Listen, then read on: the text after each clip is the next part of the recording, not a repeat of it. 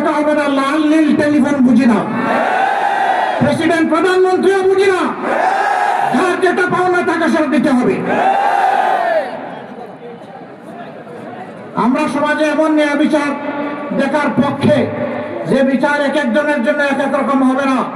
একজন সাধারণ মানুষ কোন নির্দিষ্ট অপরাধ করলে তার বিচারে যে শাস্তি হবে, দেশের প্রধানমন্ত্রী কিংবা রাষ্ট্রপতি যদি সেই একই অপরাধ করেন তাদেরকেও ছাড় দিয়ে কথা বলা হবে না,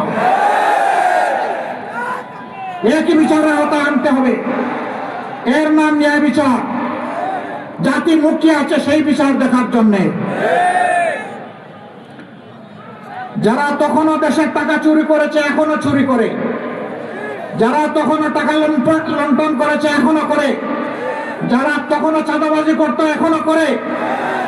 12 তারিখ দেশের মানুষ 12.5 কোটি ভোটার, তাদের জন্য 12.5 কোটি লাল কার্ড তৈরি করে রেখেছে। সম্মানিত ভাইরা, এই যুব সমাজ চিৎকার দিয়ে এখন বলছে আমরা পুরোনো বন্দোবস্তের পচা রাজনীতি আর দেখতে চাই না। আমরা নতুন রাজনীতি, নতুন বাংলাদেশ দেখতে চাই।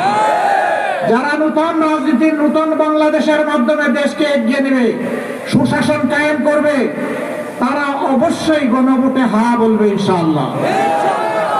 আর যারা পচা রাজনীতিতে আবার দেশকে টেনে নিয়ে ফেসিবাদ তৈরি করতে চাইবে, তারাই ভিতরে ভিতরে না বলবে।